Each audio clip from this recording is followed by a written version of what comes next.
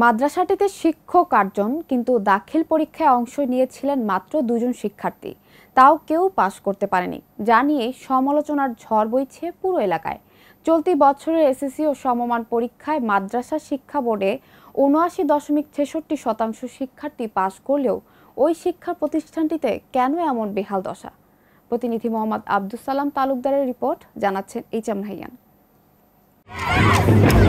চলতি বছরের মাধ্যমিক স্কুল সার্টিফিকেট, এসএসসি ও সমমান পরীক্ষার ফলাফল প্রকাশিত হয় ১২ মে। এতে গড় পাশের হার ৮৩.০৪%। মাদ্রাসা শিক্ষা বোর্ডে দাখিল পরীক্ষায় পাশের হার ৭৯.৬৬%। জিপিএ ৫ পেয়েছে ১৪,২০৬ জন।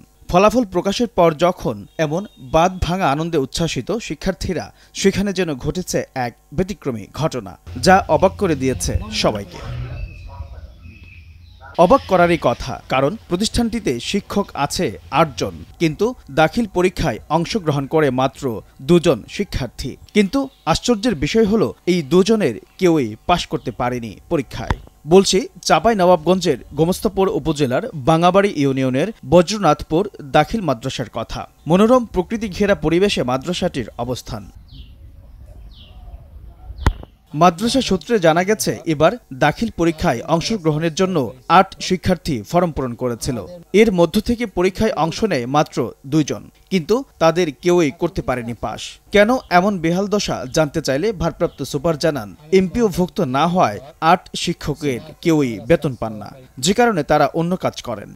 ১৬ সাল থেকে ২২ সাল পর্যন্ত স্বীকৃতি স্থগিত ছিল, যার কারণে আমরা শিক্ষক বৃন্দ মন খারাপ হয়ে হয়তোবা মাদ্রাসা হবে কিনা এই মন।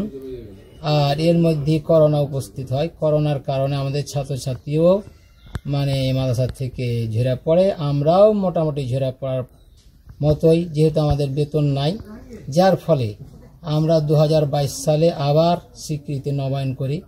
নবায়ন পাওয়ার পরে আমাদের মনটা চাঙ্গা হয়, যার কারণে আমরা পরিকল্পনা নিয়েছি যে সামনের দিনে আমাদের রেজাল্টটা যেন ভালো হয়। ৮ জন ফর্ম ফিল আপ করেছি, কিন্তু অ্যাটেন্ড করেছিল ২ জন। তো ২ জনের মধ্যেও কিন্তু নীল হয়েছে, রেজাল্ট খুব ভালো হয়নি। আমাদেরই দুর্বলতা, আমরা ভালোভাবে ক্লাস করাইতে পারিনি। তবে মাদ্রাসাটি এমপিওভুক্ত নয় বলে স্বীকার করেন উপজেলা শিক্ষা অফিসারও।